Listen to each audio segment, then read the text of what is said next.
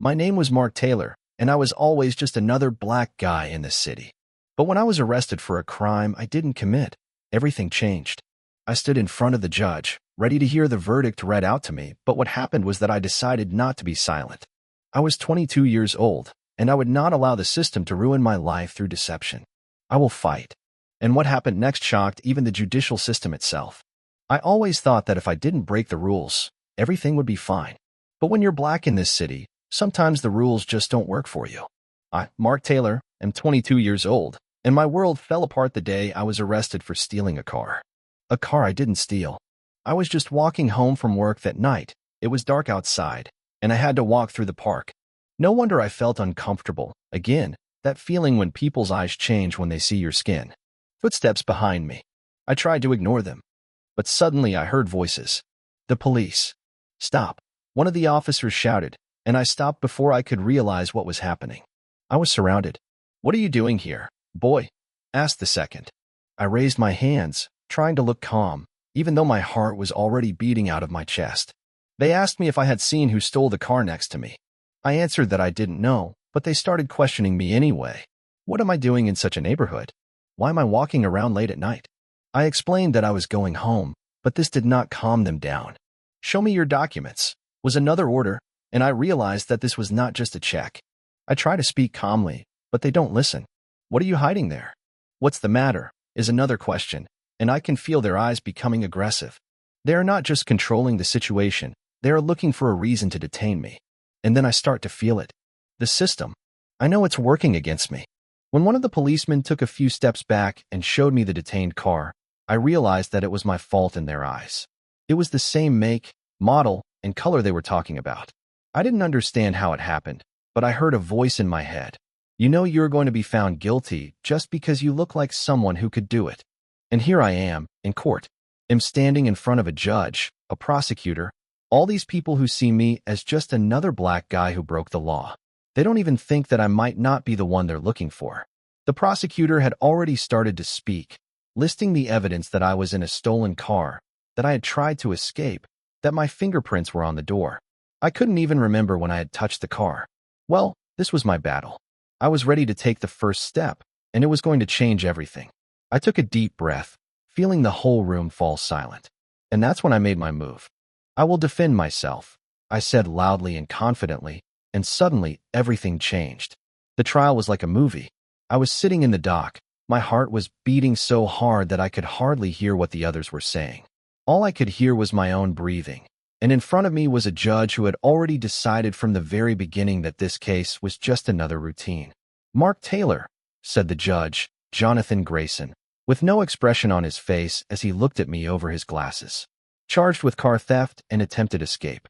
Do you have anything that might make a difference, young man? I tried not to let myself get confused. This was a moment that could change everything, and I couldn't afford to lose my way. The prosecutor was already rising from his bench, and his black suit seemed too heavy for me. I knew he had already decided I was guilty. Your Honor, the prosecutor, Jacob Miller, began, his voice sounding dry, even overly confident. We have all the evidence we need to convict this young man. He was found in a stolen car, and we found his fingerprints on the steering wheel. There is also surveillance video showing him trying to escape from the police. It's obvious that he's guilty. Miller, of course, was confident of his victory. For him, it was just another simple case that he could close quickly. But I, Mark Taylor, was not about to give up. I raised my hand, addressing the judge. I would like to speak, Your Honor, I said, my voice shaking, but I had it under control. My hand went down on the table and I fixed my gaze on the prosecutor. Miller gave me a look that could only be described as contemptuous. You want to defend yourself? That's your business, but it would be a mistake. I didn't answer, just turned to the judge. I will speak, Your Honor, I said again, not giving him time to object. You are allowed. The judge shook his head a little surprised and put down his pen. I got to my feet, feeling my heart beating faster. Everything I said next could have changed the course of this case. I didn't steal this car. I began, not taking my eyes off the prosecutor. Your Honor, I did not even get into this car, as the prosecutor claims. My fingerprints on the steering wheel are just a coincidence. Miller lowered his eyebrows, not expecting me to start with that. His face took on the expression I've seen on so many people's faces, a mixture of disdain and uncertainty. And how do you explain that, boy? His voice became even sharper. I'll explain. I paused, feeling the eyes of everyone in the room riveted on me. In the evening, when the car was left on the street, I walked past it with a friend. It was open, and I didn't even think about stealing it. I just touched the door to see what was inside. Then I left, and that was it. And when I was detained, I was already far away from that place. The room was quiet. I could see the prosecutor shifting involuntarily from foot to foot. He did not expect me to be so aggressive in opposing his evidence. "And why haven't we heard about this before?" asked Miller, trying to turn the situation in his favor. "Why didn't you tell the police on the spot?" "Because I was no longer in the neighborhood when I was arrested," I said, looking up. "Because I was afraid they wouldn't believe me because of my skin." It was not just a statement. It was my conviction. I could see the audience's reaction change. Some people looked at me in surprise, while others looked at me with doubt. But I was not deterred by their looks or the prosecutor. I turned to the judge. "And also, Your Honor," I said, to add a final touch, "if the prosecutor is talking about my fingerprints, let's check how they were collected. I want to know who did it, and if the procedure was correct. These are not just details, this is my life." This final touch silenced the prosecutor. I was ready for a battle, and I knew he wouldn't be able to keep this case on his terms so easily. Judge Grayson leaned back in his chair, looking at me with a careful eye. He no longer had the dismissive expression he had at the beginning. He realized that everything was not as simple as it seemed. And then I realized that I had taken the first step towards victory. That moment when Judge Grayson started looking at me differently is something I will never forget. His gaze, which had previously been full of contempt and indifference, now became attentive and even a little interested. I could feel the tension in the room rising. I hadn't won yet, but I certainly hadn't lost. And that was already a victory. The prosecutor, Jacob Miller, seemed embarrassed. His confidence began to melt away, and I could see it. He was quickly flipping through his notes, looking for something to take control of the situation again. He realized that I had begun to question his every move. But this was only the beginning. "Your Honor, this is nothing more than a manipulation." His voice was rough again, but now it seemed too much of an attempt to turn the tables. "Mark Taylor wants to convince us that he was just walking by, touched the car door, and that's it. And now he wants to dispel any evidence that his fingerprints are the deciding factor. But the facts are the facts." I didn't answer right away. A few seconds of silence only strengthened my position. I looked at Miller as if he was one step away from defeat, and I had this last card in front of him. "Your Honor," I began, turning to the judge again, "we cannot simply accept evidence that has not been thoroughly vetted. I want to make a formal request for an audit of how my fingerprints were collected.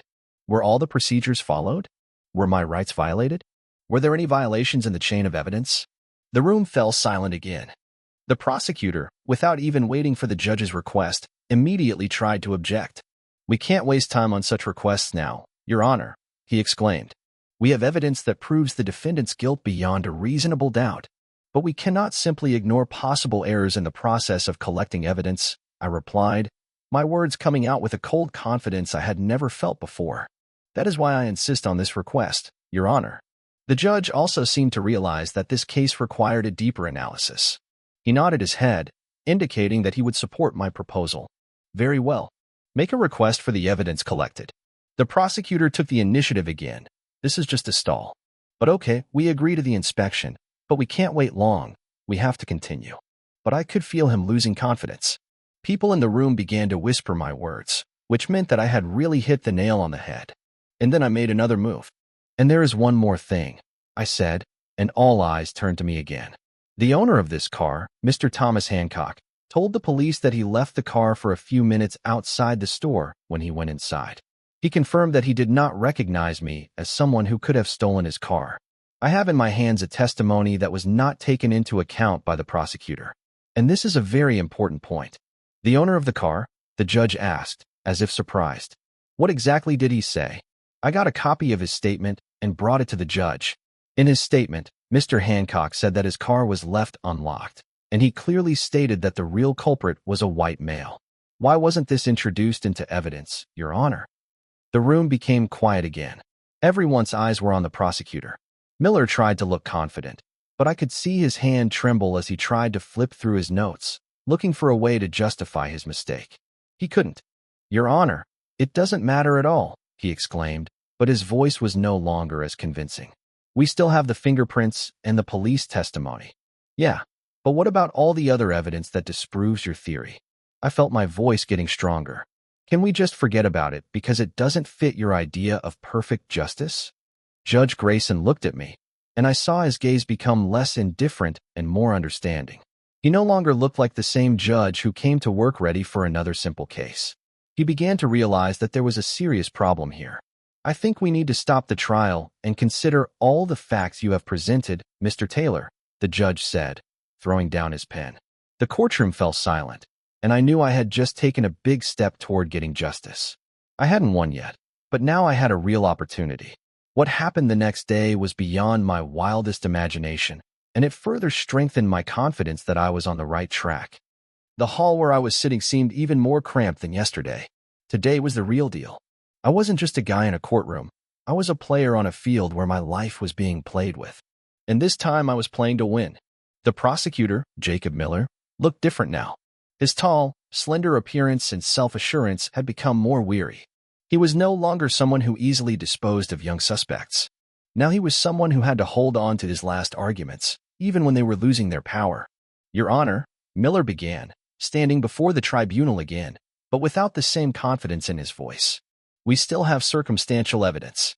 I understand that there were some gaps in the verification of the evidence, but that doesn't change the fact that Taylor was found near a stolen car, and his fingerprints on the steering wheel. That's not a coincidence, that's evidence." But I couldn't sit silently. It was my turn to regain control. "I think you're forgetting an important detail, Mr. Prosecutor," I replied, my confidence in my words as strong as yesterday. "My fingerprints might have been on that car, but that doesn't mean I stole it." I explained why they were there. "And even if you don't want to accept it, you can't deny that there is evidence from the owner of that car that you didn't take into account. And this is a very serious point." The room was once again tense. Miller forced himself to look calm, but I could see his hand trembling as he flipped through his documents. I knew that the next thing I said would be the last blow for him. "Your Honor, I'm not urging you to ignore important evidence." I raised my head, my gaze directed directly at Judge Grayson. "But I do believe that this evidence should not simply be ignored because it does not fit the convenient scenario the prosecutor is trying to sell us." The judge, again without much emotion, looked at me. His eyes were attentive, and I could see that he was beginning to evaluate my words. "We can't ignore this, and neither will I," he said, and I felt my chances of winning increase. But then something happened that I could not have predicted. A man I never expected to see walk through the door into the courtroom. He was middle-aged, wore a dark suit, and looked very calm, but his presence, as well as his name, immediately changed the course of the case. "Mr. Taylor, can I talk to you for a minute?" The man addressed me, and I immediately saw his eyes. It was Thomas Hancock, the owner of the stolen car. "Mr. Hancock?" I asked, trying not to sound surprised. He held up his hand to prevent any questions. "I'm here to confirm that I did not see this guy driving my car," he said, looking directly into the prosecutor's eyes. "I know that my car was left in the parking lot of the store, and I clearly told the police that I saw another guy driving, and he was white. I don't know why this was not included in the case file, but I came here to confirm it." The room fell silent. Miller, who had looked completely exhausted, changed his face. Judge Grayson looked up as if he had heard an explosion. His eyes peered deeper into Thomas Hancock. "Do you really confirm this, Mr. Hancock?" the judge asked, addressing the car owner.